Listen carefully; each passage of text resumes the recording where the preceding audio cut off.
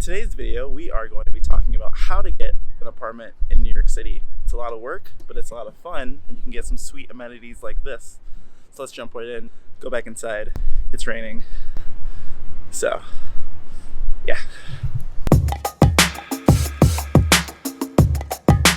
Hello, and welcome back to another video. Today we are talking apartments in Brooklyn.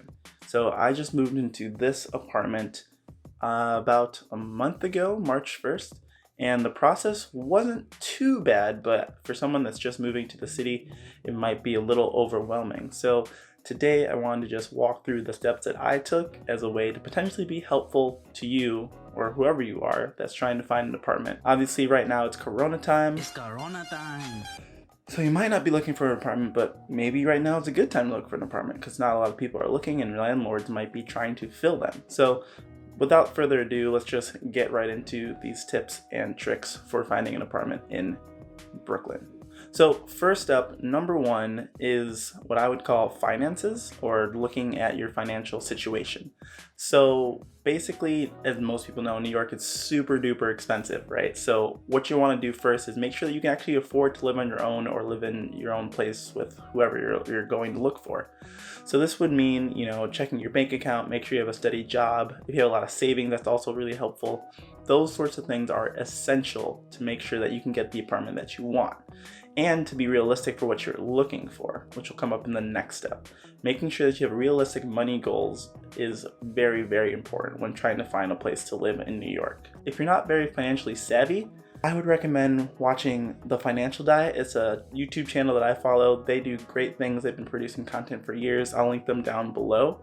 They've helped me a lot looking at things. I would recommend them to a friend, so I'm recommending them to you.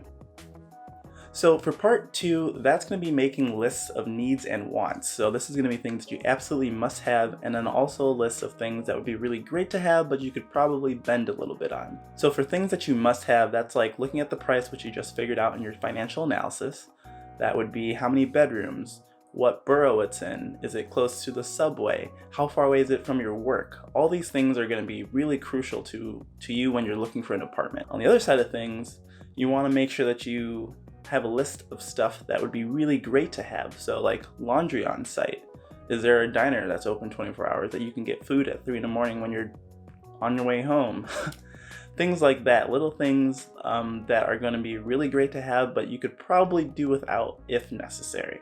Step number 3 is signing up for a bunch of different apartment websites.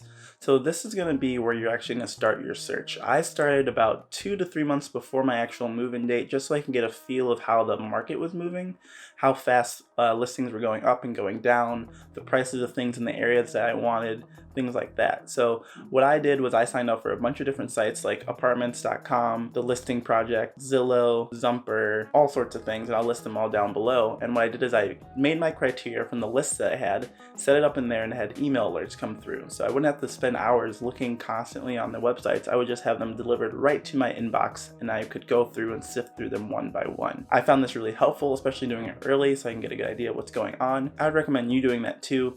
A lot of different websites are out there, so make sure to take a really good look, and maybe you'll find something that will work for you. Step number 4 is the actual apartment hunting process. This was basically crunch time for me. So this was when I actually blocked off a couple days, worked from home, which was a luxury at the time, which was awesome, and set up a bunch of different viewings. So after having my financial analysis, making the list of things that I wanted, finding the different apartment websites that had the email notifications sent to me, I was able to find a bunch of apartments that were in my price range, in the neighborhood that I wanted, and were ready for me to go take a look at. So I think over the course of those 3 days, I saw like 9 or 10 apartments, which might seem like a lot, but in New York, there's generally a lot of stuff going on, a lot of apartments being viewed, and you want to get there and get in quick. You want to make sure that you have all the documents that you need. Most websites will show you or tell you what you need to bring, usually like a pay stub, bank statements, a document that says you have a job, things like that, tax returns even.